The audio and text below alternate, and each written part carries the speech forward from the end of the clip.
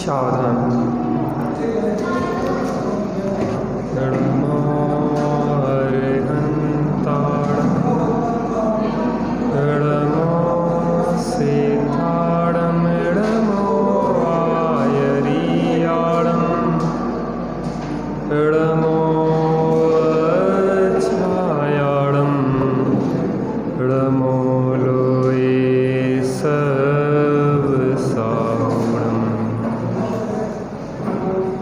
नमः समय साराय शान भूत्या चकास्ते चित्स्वभावाय भावाय सर्वभावान्तरच्छिदे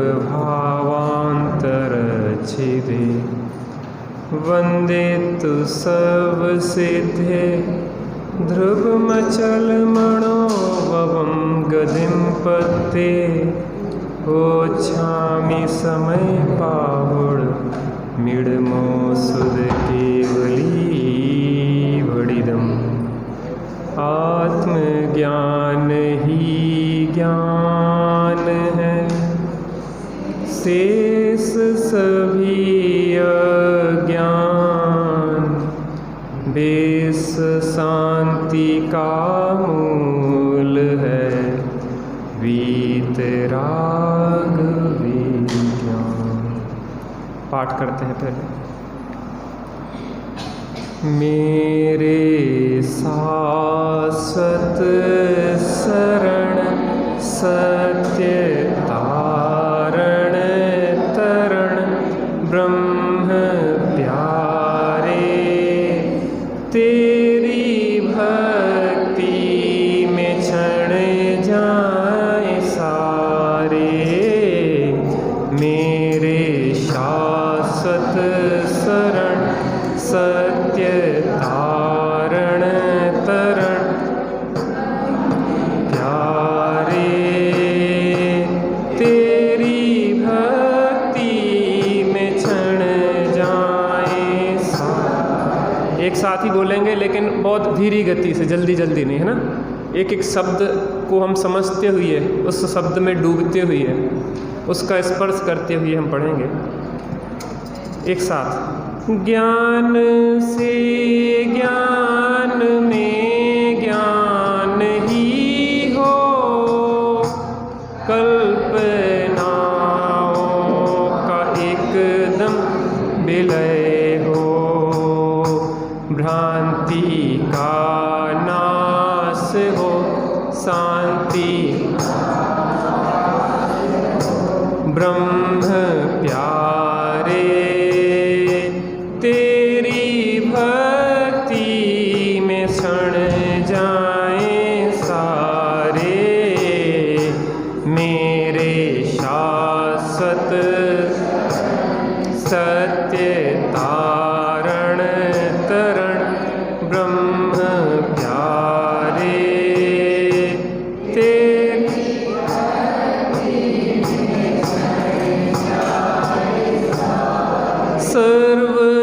सर्वगतियों में रह गति से न्यारे, सर्व भावों में रह उनसे न्यारे, सर्वगत आत्मगत रत्ना नाही विरत ब्रह्म प्यारे तेरी भक्ति में क्षण जाए सारे मेरे शाश्वत शरण सत्य तारण तरण ब्रह्म प्यारे तेरी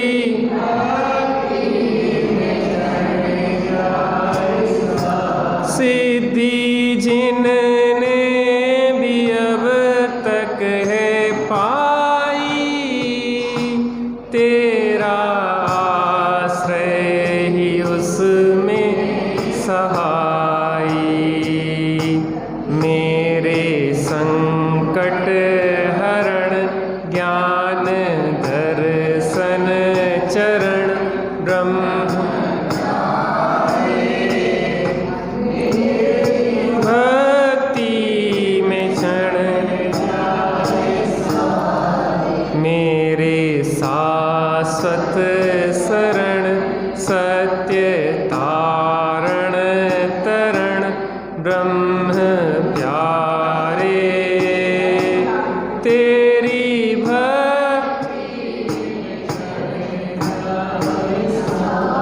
देह कर्मादि सब जग से न्यारे, गुण पर्यय के भेदों से पारे, नित्य अंतः अचल गुप्त ज्ञायक अमल ब्रह्म, तेरी भक्ति में चढ़ जाए सारे, मेरे शाश्वत शरण सत्य ब्रह्म, तेरी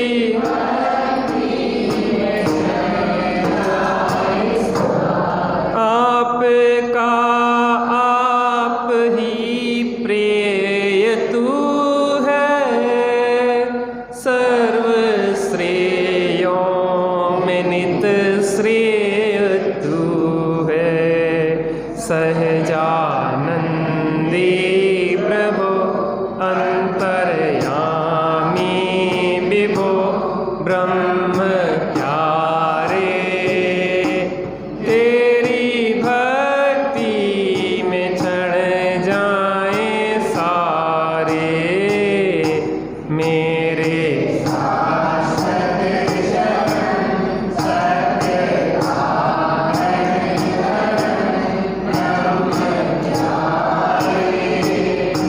तेरी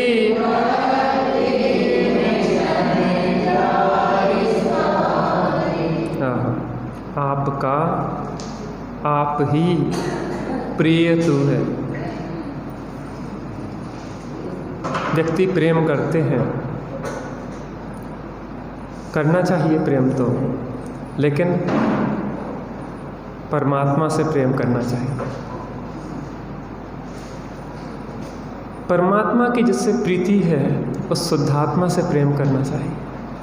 आपका आप ही प्रिय तू है। दूसरों से प्रेम करोगे तो कष्ट मिलेगा। हीर और रांझा ने एक दूसरे से प्रेम किया था, जीवन भर तड़पते रहे।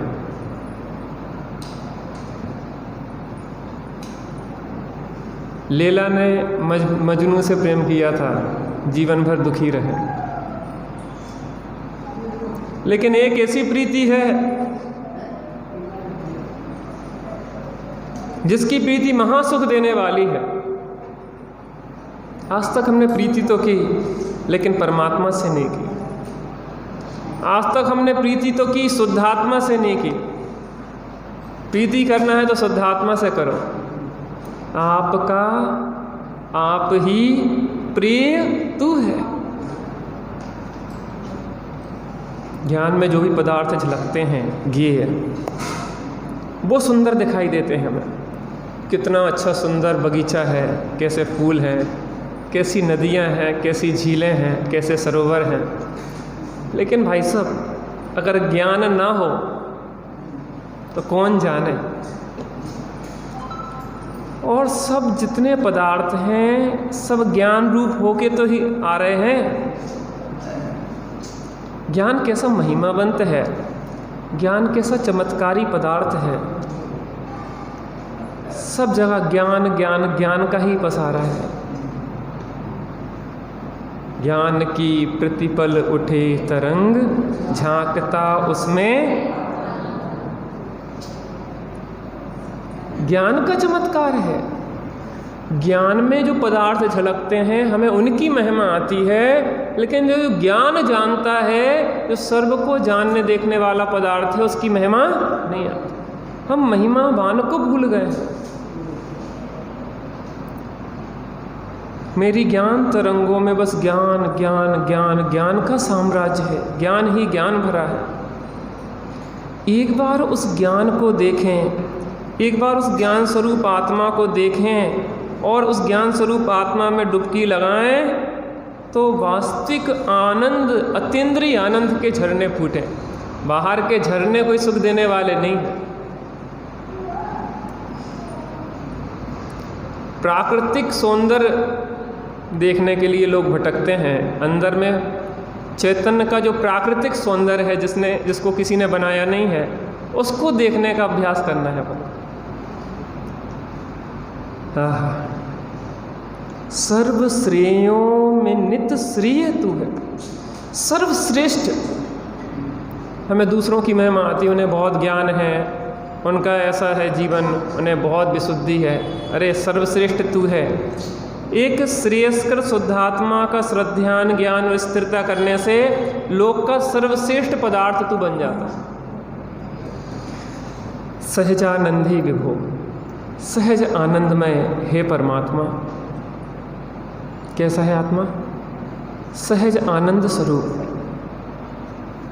अंतर्यामी विभो, अंतर में देखने पर दिखाई देता है, अंतर्यामी है, बाहर देखने से उसके दर्शन होने वाले नहीं। ब्रह्म प्यारे तेरी भक्ति में क्षण जाएं, भक्ति ऐसी करें, ऐसी भक्ति करें प्रभु की, ऐसी भक्ति करें प्रभु की, पाऊं न जन्म दोबारा, रोम रोम से निकले प्रभु नाम तुम्हारा, नाम तुम्हारा। अपनी चर्चा स्वानुभव की चल रही है। स्वानुभव कैसे हो?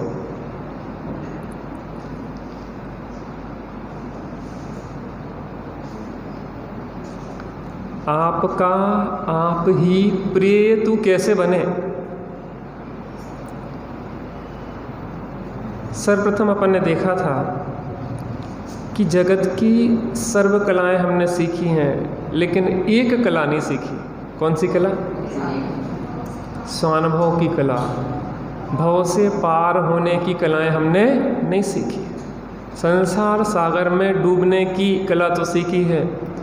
अभिमन्यु ने चक्रव्यूह में प्रवेश करने की कला तो सीखी थी, लेकिन चक्रव्यूह से कैसे निकलें वो कला नहीं। और संसार में प्रवेश करने की कला सिखाने वाले आचार्य तो जगह जगह घर घर में है। अच्छा तुम दुखी हो ना, क्यों दुखी हो? क्योंकि तुम्हारे पास पैसे नहीं हैं। तो इनसे पूछो ना, इनके पास पैसे हैं तो ये दुखी हैं कि सुखी हैं? नहीं, तुम दुखी इसलिए हो कि तुम्हारे तकलीफ है, तुम्हें दर्द रोग आदि हैं, इस कारण दुखी हो। अच्छा ये निरोगी हैं तो ये सुखी हैं क्या? अच्छा तुम इसलिए दुखी हो कि तुम्हारा विवाह नहीं हुआ है। अच्छा इनका विवाह हो गया तो ये सुखी हो गए क्या? तुम इसलिए दुखी हो कि तुम्हारे पास बहुत सारा धन, मकान, हवेली, इज्जत नहीं है, तो इनके पास तो वह है, ये क्यों सुखी नहीं हुई है? जगत में आचार्यत्व करने वाले बहुत सारे लोग हैं। काय का आचार्य? तो संसार में फंसने की कला सिखाने वाले, संसार से निकलने की, तिरने की कला सिखाने वाले तो हमारे आचार्य भगवंत हैं। आचार्य कुंद स्वामी, आचार्य अमृतचंद स्वामी। तो सब कलाएं सीखी, लेकिन स्वानुभव की कला नहीं सीखी, भेद विज्ञान की कला नहीं सीखी, भाव से तरने की कला नहीं सीखी। तो वास्तव में हमने कुछ भी नहीं सीखा। कल अपन ने चर्चा की थी, प्रत्येक प्राणी सुख चाहता है, दुख से भयभीत है, निरंतर प्रयत्न भी सुखी होने का ही करता है, लेकिन इसकी दिशा विपरीत होने से प्रयत्न तो सुख प्राप्ति का करता है, लेकिन प्राप्त क्या होता है? दुख, आकुलता, तकलीफ और पीड़ा ही प्राप्त होती है। आप अन्यथा नहीं लेना, मैं आपसे कुछ पूछना चाहता हूँ। जितनी सहजता 10 लक्षण पर्व के पहले थी आपके अंदर, क्या उतनी भी सहजता भी है?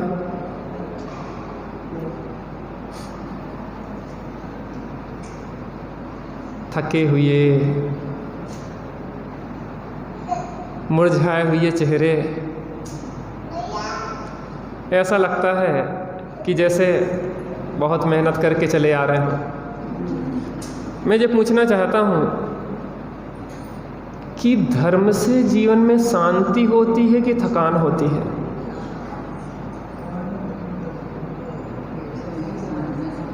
गंभीरता से विचार करना, छल ग्रहण नहीं करना। रात में मैं तो अधिकतर लोगों को देखता हूँ कि अधिकतर लोग सोते रहते हैं। कुछ आंख बंद करके सोते हैं, कुछ आंख खोल के सोते हैं। नहीं देखा आपने आंख खोल के सोते हुए? अपने को देखा? रात में जब थक जाता है मन और आप आँखें ज़बरदस्ती खोल रहे होते, खुल जा खुल जा खुल जा, और बंद हो रही हैं। आँखें खुली हैं लेकिन दिमाग में कुछ भी नहीं जा रहा है। आपके साथ होता कि नहीं? आँखें तो खुली हैं लेकिन दिमाग में इतना थक चुके हैं हम सुबह से शाम तक धर्म करते करते कि अब ये लगता है कि अब और धर्म नहीं करना है, बहुत हो गया प्रभु। लेकिन हमारे मुनिराज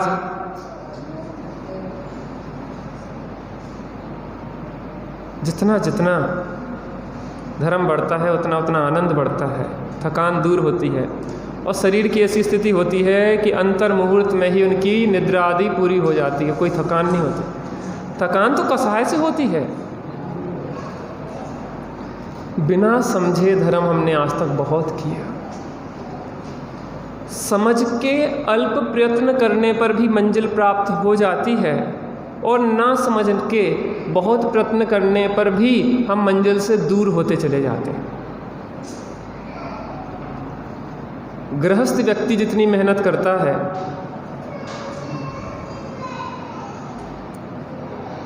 एक निर्वृत्ति वाला उतनी मेहनत तो नहीं करता। और गृहस्थी में रह के एकमात्र सुख प्राप्ति के लिए ही तो प्रयत्न कर रहा है और मेहनत भी बहुत कर रहा है। लेकिन जीवन में हम जैसे जैसे आगे बढ़ते जाते हैं, उम्र हमारी बढ़ती जाती है, बाहर की उपलब्धियां होती जाती हैं, वैसे वैसे हम कुछ पाते हैं कि कुछ खोते जाते हैं। समझ में नहीं आई ना बात? कुछ पाते हैं कि कुछ खोते हैं। वो बच्ची के जो हंस रहे हैं ना, बच्चे छोटे छोटे बैठे हैं वहाँ बाहर, उस जैसा हंस के बता दो आप हमें सहज, हम पूरी संपत्ति दे देंगे आपको 3 लोग की। वो बच्ची आके जो खिलखिला के भी बोली एक क्षण के लिए, आप वैसा खिलखिला के आप सहजता के साथ बोल दो पूरी दुनिया की संपत्ति 3 लोग की हम दे रहे हैं, चलो एग्रीमेंट अभी लिख दे रहे। आखिर हो क्या गया हमारे अंदर? पता, रात में एक चीज़ महसूस करते होंगे आप कि नकली हंसी हंसते हुए जब जबड़े इतने जकड़ जाते हैं कि अब उसको नॉर्मल करना भी चाहे तो उसको बड़ी मालिश करना पड़ती कि यार क्या हो गया जी, जकड़ क्यों गया पूरा, सो नॉर्मल आ ही नहीं रहा है ना। एक चूँकि नकली हंसी दिन भर हंसते ना भाई साहब, हंसने की तो इच्छा नहीं है, अंदर से लग रही है कि कहाँ से मिल गया ये बीच में अंतराय, और ऊपर से हंस रहे हैं हाँ भाई साहब आज से मिल गए, बड़ी खुशी हुई। अरे आप भाई साहब ऐसे ही मिलते रहो, आप भले पधारे, भोजन करके जाना, भोजन कराने की कोई इच्छा नहीं है, नहीं आप भोजन करके जाना। नकली हंसी हंसते हंसते पूरा चेहरा, अंदर की भावना अलग और चेहरे की फीलिंग्स अलग। जो विपरीतता है जो हमारे जीवन में, जो हमें अंदर में संघर्ष कराती रहती है। मन में हो सो बचन उचरिए, बचन होए सो तन सो करिए, करिए सरल त्यों जोग अपने, देख निर्मल आरसी, मुख करे जैसा, लखे तैसा, कपट प्रीतिया। स्वानुभव के लिए सहजता चाहिए। ये सूत्र है, हमें आत्मा का अनुभव क्यों नहीं हो रहा है? क्योंकि हमारे अंदर सहजता नहीं है। थोड़ा निर्भर होकर जीवन जीना सीखें। सिर पे ऐसा लगता है कि कुंटलों का बोझ लदा हुआ है और हम दबते चले जा रहे हैं उसमें। आपको तो नहीं लगता ऐसा? और जीवन के धारा में हम जैसे जैसे आगे बढ़ते जाते हैं तैसे तैसे बोझ बढ़ता चला जाता है। जितनी उम्र ज़्यादा वाले लोगों को देखते हैं वो उतने ही हताश निराश दिखाई देते हैं। बचपन में जो प्रफुल्लता है, हमारी अलग अलग एज की फ़ोटो खींची जाए कि जब हम 1 साल के थे तब की, फिर 5 साल के हुए तब की, एक 20 साल की, फिर 50 साल की, फिर 75 साल की, तो उसमें कुछ अंतर दिखेगा कि नहीं दिखेगा? ऐसा लगेगा कि हम कुछ खोते चले जा रहे हैं निरंतर, और शायद जितने पहले हल्के फुल्के थे अब उतने उतने वजनदार होते जा रहे हैं। इस वजन को घटाना कि नहीं घटाना, आज अपन चर्चा करेंगे। कल अपन ने चर्चा की थी एकत्व और ममत्व के कारण हम दुखी हैं। पर के एकत्व और ममत्व। एकत्व माने हैं मैं अपने इस शरीर को अपना मान रहा हूँ, मैं, एकत्व, ये मैं हूँ, ये मैं पना। ममत्व माने ये मेरे है। दो चीज़ें हैं, मैं और मेरे। कौन सी? मैं और मेरे, मैं और मेरे। पहला घड़ा जहाँ उल्टा रखा, पहला घड़ा कौन सा? मैं पने का। अब हमने मैं पना स्थापित किस में किया? काय में किया? इसमें, शरीर में मैं पना स्थापित किया। तो शरीर से संबंधित जो चीज़ें हैं वह सब मेरी हो जाएंगी। जे मेरा पुत्र, जे मेरे पति, जे मेरी पत्नी, जे मेरा मकान, जे मेरी दुकान, जे मेरे रुपया, जे मेरी संपत्ति, जे मैं और मेरे। इस घड़े को अब सीधा करें। अगर अभी उल्टा चल रहा था घड़ा, अब इसको सीधा करें। मैं अमूर्तिक प्रदेशों का पुंज, प्रसिद्ध ज्ञानादि गुणों का धारी, अनादि निधन तत्व में। कौन कौन? मैं आपकी प्रशंसा करूं कि भाई साहब आपने जो कल भजन गाया था, आप इन्हें गाया था निर्ग्रंथों का मार्ग, हाँ? नहीं, शुरुआत तो आपने की थी ना भाई साहब। इतना गजब का भजन था वो, आपकी गजब हो गई। आपकी आवाज़ वास्तव में कौन से मिलती है? मुकेश कौन है? मुकेश जैसी है बिल्कुल। आपको क्या लगेगा? मेरी। अच्छा, इस आवाज़ में मेरापन क्यों हुआ? आवाज़ शब्द निकले वो भाषा वर्गणा के हैं। जो दंत तालु जो टकराए, इनसे आवाज़ जो प्रसारित हुई वो पुद्गल में शरीर का परिणमन है ना? आपको हर्ष क्यों हुआ? इस बिटिया से कहा बेटा ये बहुत सुंदर लगती है, इसका फेस कट बहुत अच्छा है, ये बहुत गोरी है, ये ऐसी है। मैंने इससे कहा इसको क्यों फर्क पड़ा? आत्मा अमूर्तिक है, आत्मा अरूपी है, आत्मा जानने देखने वाला है। ये शरीर तो पुद्गल है। जो विदिकता गोरा काला चाम है।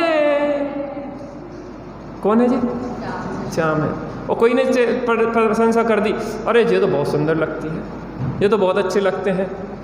क्या लगता है? अंदर में कुछ होने लग जाता है, अरे मेरी प्रशंसा। ये घड़ा कैसा है? उल्टा है। पहला निर्णय सबसे पहले मिथ्यात्व जाता है। सप्त व्यसन से भी बड़ा पाप कौन सा है? मिथ्यात्व। सुमन भाई साहब के साथ थे हम, तो हमने पूछा कि भाई साहब भोजन के प्रति हमारी आसक्ति थोड़ी ज़्यादा है। उस समय की बात थी। कहने बेटा पहली एक चीज़ निर्णय करो कि तुम भोजन करते कि नहीं करते। ठीक है, वो आसक्ति कसायजन है, उसको छोड़ने लायक है, रखने लायक नहीं है, लेकिन प्रथम निर्णय ये तो करो कि तुम भोजन करने वाले हो कि नहीं हो। पहला खड़ा तो उल्टा यही है कि मैं भोजन करने वाला हूं, मैं भोजन छोड़ने वाला हूं। जी मिथ्यात्व। मैंने उपवास किया, भाई साहब शरीर में जो कण जाना है वो जाएंगे और नहीं जाना है, नहीं जाएंगे, तुम उसके कर्ता नहीं हो, तुम तो अपने भावों के कर्ता हो। मैंने उपवास किया और मैंने भोजन किया, ये कर्तापना मिथ्यात्व है।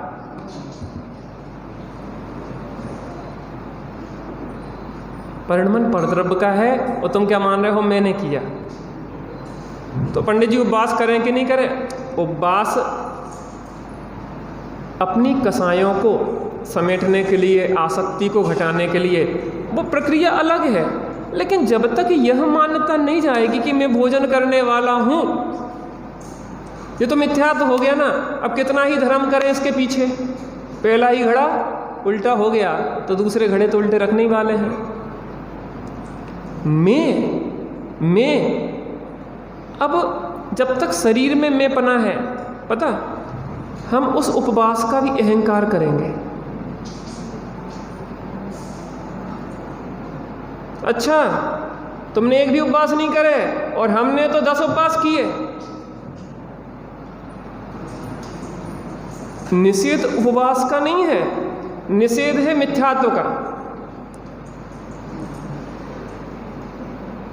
आपकी सामर्थ्य है, परिणाम चढ़ते हुए हैं, विशुद्धि बढ़ती हुई है, उपवास में समय बहुत मिलता है, आत्मा आराधना ध्यान आदि में मन लगता है, अच्छी बात है ना, करना चाहिए।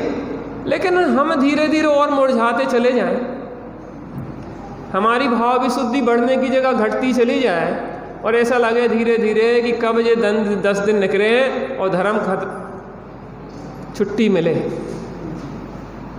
तो क्या धर्म पार्ट टाइम है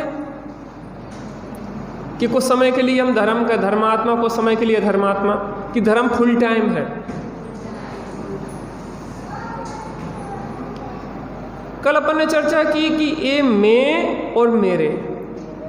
अब यहाँ पे इसी को उल्टा करें तो मैं माने मैं आत्मा और मेरे गुण पर्याय मेरे। मैं आत्मा, ज्ञान मेरा गुण और जानना मेरा कार्य, मेरी पर्याय। मैं आत्मा, दर्शन मेरा गुण और देखना मेरा कार्य। मात्र जानना मेरा काम और मात्र देखना। उपवास हो रहा है, शरीर में भोजन नहीं जा रहा है, मैं जान रहा हूँ, देख रहा हूँ। शरीर में भोजन जा रहा है, मैं नहीं जा रहा है या जा रहा है, मैं जान रहा हूँ और देख रहा हूँ। काम क्या है मेरा? जानना और देखना। उस जाननहार और देखनहार रूप अपने को अनुभव करें, मैं और मेरा। आत्मा हूँ, आत्मा हूँ, आत्मा, मैं सदा ज्ञायक स्वभावी। मैं आत्मा हूँ, मैं ज्ञायक स्वभावी हूँ, जानना देखना मेरा काम है। फिर इस शरीर में अपनापन नहीं रहेगा, अपने में अपनापन आया तो सब बातें पलट जाएंगी। फिर जे परिवार कुटुंब अपना दिखाई नहीं देगा, जे घर मकान अपना दिखाई नहीं देंगे, जे धन पैसा आदि इज्जत आबरू, इस शरीर की प्रशंसा और इनकी निंदाएं अपनी दिखाई नहीं देंगी। बड़ी समस्या है, हम इतनी जल्दी प्रभावित होते हैं। कल आपने वो भजन गाया था, आपने वो नृत्य किया था, आपने वो फला काम किया था, अरे बहुत अच्छा था। हमें ऐसा लगता है कि अरे वाह वाह मैंने बहुत अच्छा किया, और दूसरे दिन थोड़ा बिगड़ जाए, उसी अनुपात में डिप्रेशन में चले जाते हैं। अब वो बात नहीं रही। किसके आधार पे मूल्यांकन हो रहा है? जिस समय इसकी क्रिया आपकी इच्छा के अनुकूल हो भी रही है, उस समय समझो, भेद विज्ञान करो कि इसका परिणमन स्वतंत्र है और हमारा परिणमन स्वतंत्र है। तो इसका श्रेय भी तुम नहीं लोगे और इसका अश्रेय भी तुम नहीं लोगे, क्योंकि दोनों तरफ वो ढुलता है ना। इस तरफ जितना झुकेगा कांटा, उसी तरफ इस तरफ भी उतना ही झुकेगा। प्रशंसा में प्रभावित होंगे तो निंदा में भी प्रभावित होंगे, और प्रशंसा में प्रभावित नहीं हो तो निंदा में भी प्रभावित। बुद्ध एक गांव से जा रहे थे, बहुत सारी भेंटें लेके लोग आए और बहुत प्रशंसा के वचन कहे। तो बुद्ध ने कहा कि देखो भैया, मैंने लेना बंद कर दिया है, तुम अपनी अपनी भेंटें ले जाओ और अपने प्रशंसा के वचन भी तुम ले जाओ। दूसरे गांव में गए, बहुत सारी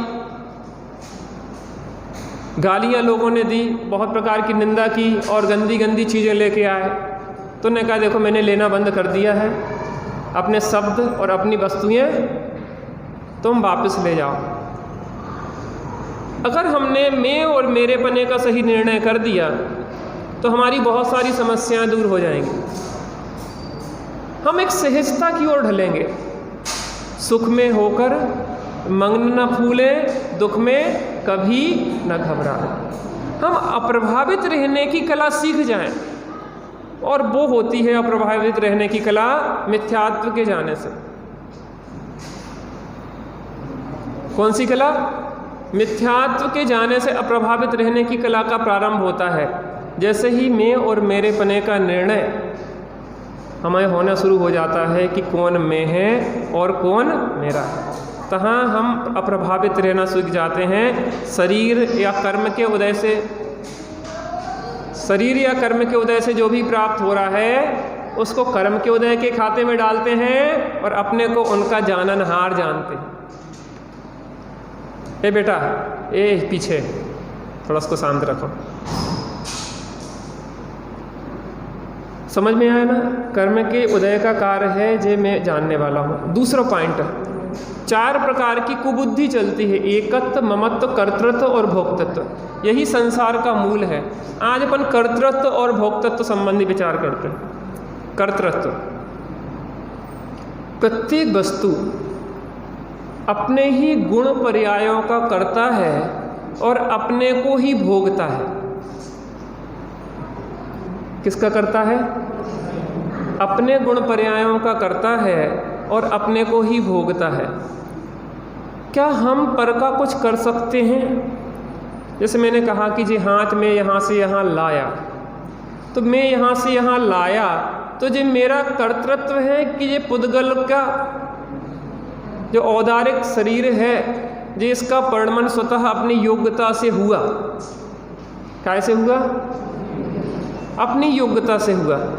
इसका परिणमन अपनी योग्यता से हुआ और हमने समझा कि मैंने किया। और जब लकवा लग जाए और इसका परिणमन हमारे अनुसार ना हो तो कई लोग रोते दिखाई देते। पहले तो हम 50-50, 100-100 किलो का बोरा ऐसे उठा के फेंक देते थे। अब क्या करें, अपना शरीर ही नहीं उठता। जिस समय वो 100 किलो का बोरा उठा रहे थे उस समय उसके कर्ता वो थे कि नहीं थे? और नए विवेक्षा से बहुत सारी चीज़ें सिद्ध होंगी, लेकिन हम परमार्थ की बात कर रहे हैं। तो वो शरीर की उस समय की अपनी योग्यता थी और उस समय वो उस योग्यता से वो परिणमन हो रहा था। और तुमने जी माना था कि मैं 100 किलो का बोरा उठाने वाला हूँ, और किसी ने कहा कि अरे तुम में तो भैया जी उठा के इकट्ठे कर लेना। किसी ने कहा भाई साहब आप में तो बहुत ताकत है, तो उसका श्रेय भी हमने लिया था कि हाँ यार बहुत ताकत है हम। और जिस समय शरीर नहीं चल रहा है उसी अनुपात में हमें दुख भी होता है। यह है मिथ्या कर्तृत्व और भोक्तृत्व का फल। हम पर को भोगना चाहते हैं लेकिन भोग तो नहीं पाते हैं, एक कल्पना करते हैं। हमने भोजन को किया तो भोजन को किया कि हमने उसको जाना। विचार करना जी, यहाँ से कोर उठा और कोर उठते हुए अंदर मुंह में डाला, वो चर्वण हुआ, तो ये सब क्रिया पुद्गल की है कि चेतन की है? और इस क्रिया को करने वाले हम हैं कि जानने वाले हम हैं? इससे आत्मा पुष्ट होगा कि शरीर पुष्ट होगा? ये क्रिया परद्रव्य का कर्तृत्व और परद्रव्य का भोक्तृत्व, मैंने इसको किया और मैंने इसको भोगा, ये मिथ्या मान्यता चलती रहती है। एक छोटे दादा एक दृष्टांत देते हैं। एक तो द्विक्रियावादी मिथ्या दृष्टि होता है कि वह यह कहता है कि एक द्रव्य 2 द्रव्यों के कार्य कर सकता है। 2 कार्यों का एक कर्ता और एक कर्ता के 2 कार्य, जो 2 प्रकार से, एक कर्ता के 2 कार्य और 2 कर्ता का एक कार्य, ये अज्ञान है। जब तक हम सिद्धांत नहीं समझेंगे तब तक ध्यान नहीं लगेगा। उनने एक दृष्टांत दिया। एक ऑफिस में 2 मित्र काम करते थे। एक मित्र को किसी कारण से घर जाना था। ऑफिस बॉस ने मना कर दिया कि तुम्हें छुट्टी नहीं मिल सकती क्योंकि बहुत सारा कार्य है। वो आके उदास बैठा था। उसके मित्र ने कहा मैं एक बार प्रयास करके देखता हूँ, ऑफिसर के पास जाके छुट्टी मिल जाए शायद। ऑफिसर के पास गया कि सर उसको छुट्टी आवश्यक है, आप छुट्टी दे दो। कि काम बहुत है इसलिए छुट्टी नहीं मिल सकती। तो उसने कहा कि मैं उसका काम मैं कर दूंगा। ऑफिसर ने कहा कि तुम्हारा काम कौन करेगा? तुम उसका काम कर दोगे और तुम्हारा काम कौन करेगा? तो वो भी मैं कर लूँगा। अच्छा, तुम में 2 कार्य करने की क्षमता है, 2 लोगों का कार्य करने की क्षमता है, तो फिर हम उसको रखें ही काहे को? उसकी परमानेंट छुट्टी। अरे हमें क्या पता था कि तुम 2 लोगों का कार्य एक ही व्यक्ति कर सकता है। या तो आप अपना कार्य कर सकते हैं या दूसरे का भी कर सकते हैं। नहीं, हर वस्तु, हर द्रव्य अपना ही कार्य करता है, पर का कार्य नहीं करता। ऐसी मिथ्या मान्यता हमें निरंतर दुखी करती है। और ऐसा मिथ्या कर्तृत्व भोक्तृत्व छोड़ करके मैं आत्मा हूँ, ये गुण पर्याय मेरे हैं, मैं अपने गुण पर्यायों का करता हूँ और मैं अपने गुण पर्यायों का ही भोगता हूँ। अन्य द्रव्य का मैं ना मैं हूँ, ना मेरे हैं, ना इनका करता हूँ, ना इनका भोगता। ऐसी वस्तु समझने से चतुर गति फेरा मिटता। थोड़ी देर अब देखते हैं जो चर्चा की है, अब उसको अपन ध्यान लगा के अंतर्मुख होने का उसके माध्यम से अभ्यास करते हैं। थोड़ी शांति से बैठ जाएं, बच्चों को थोड़ा सा संभाल लें, वैसे व्यवधान ना हो। वहाँ बैठ जाओ ना, वहाँ बढ़िया जगह है, आप लोग आराम से बच्चों को लेकर बैठ सकते हैं, अच्छी जगह है। फिर बाकी जैसी इच्छा है, बीच में बच्चे रोएं गाएं कुछ भी हो, अपन को प्रभावित नहीं होना, बस इतनी तैयारी करना है, ठीक है ना? बिल्कुल शांत बैठ जाएं।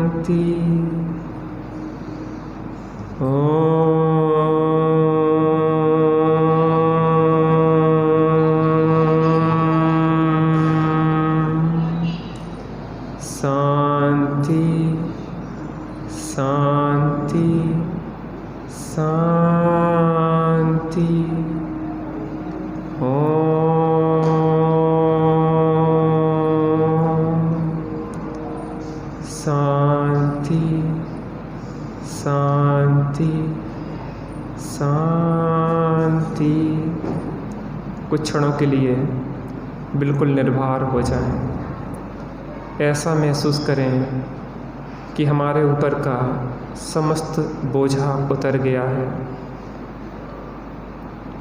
जब प्रत्येक द्रव्य स्वतंत्र और स्वाधीन रूप से परिणमन कर रहा है तो मेरे ऊपर पर के कर्तृत्व की कोई जिम्मेदारी नहीं है। होता स्वयं जगत परिणाम, मैं जग का करता क्या काम। सब अनादि अनंत व्यवस्था सुनिश्चित व्यवस्थित क्रमबद्ध है। प्रत्येक समय में क्या क्या होना है वह सब सुनिश्चित है। मेरे करने से पर का कुछ भी होता नहीं है। मैं संकल्प विकल्प करके निरंतर दुखी होता रहता हूँ। आज समझ में आया है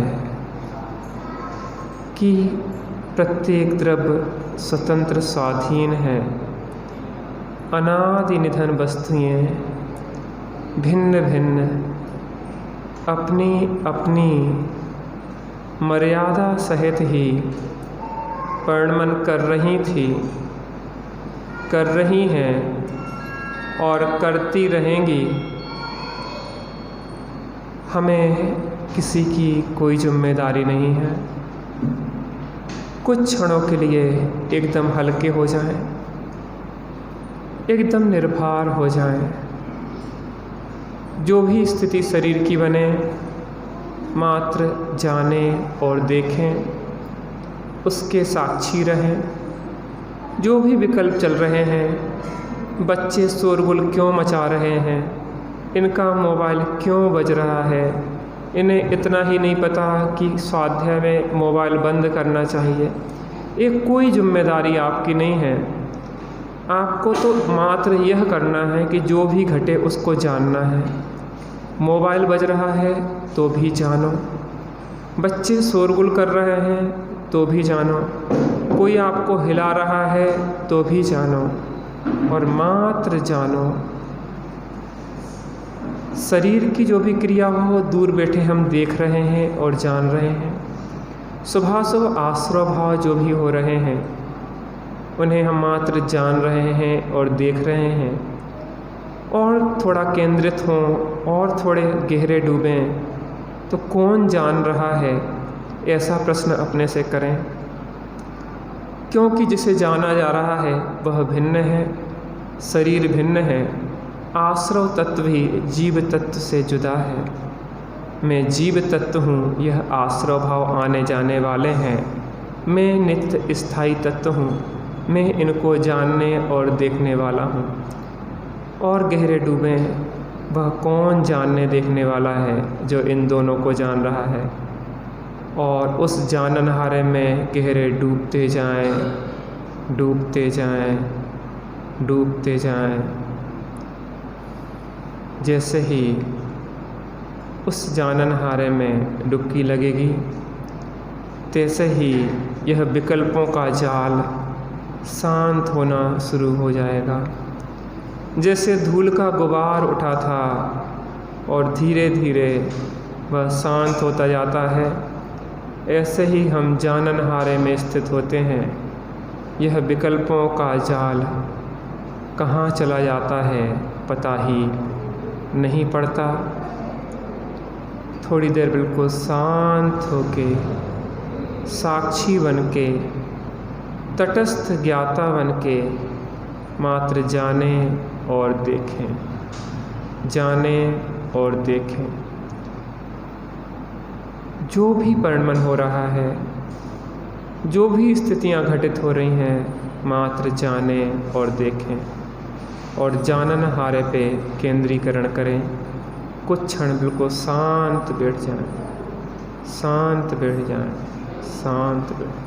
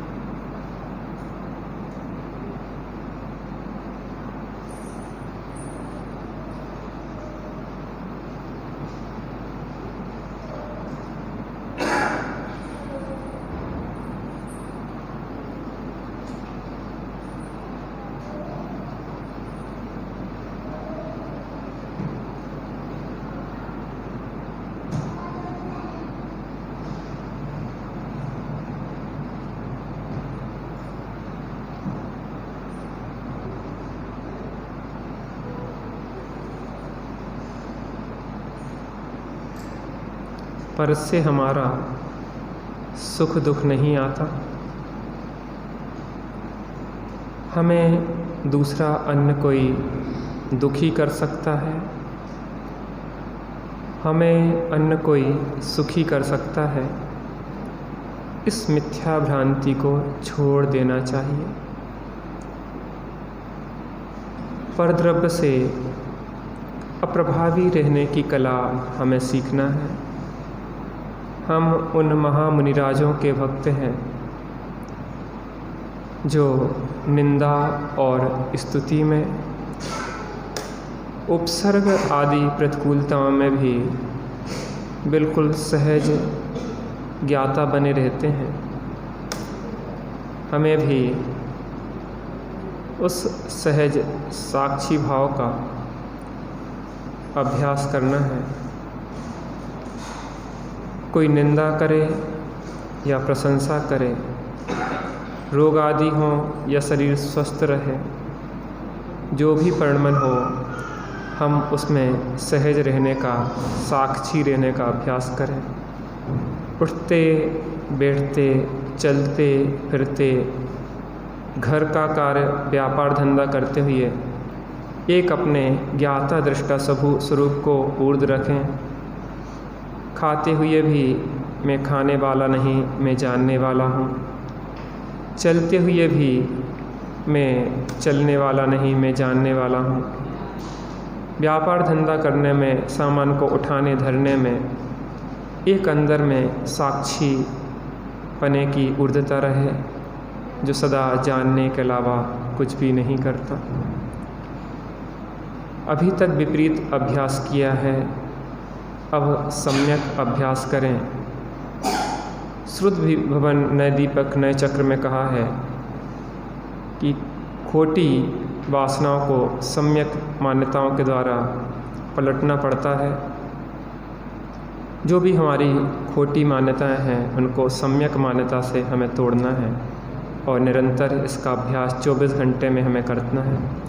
एक स्थिति ऐसी आएगी मुनि दशा की कि शरीर को भी पशु आदि खा रहे होंगे तो भी हमारी वह धारा, शांति की धारा नहीं टूटेगी। यह शांति धारा हो अखंड, चिरकाल तक बहती रहे। दिन में जब भी फुर्सत के क्षण हो, इसका अभ्यास करें। आदरणीय ताई साहब विराजमान हो चुके हैं। समय सार के माध्यम से वही स्वानुभव की कला हमें सुनने को मिलेगी। नव तत्वों में एक वह परम ज्योति कैसी विराजती है, हम उस परम ज्योति का लाभ लें।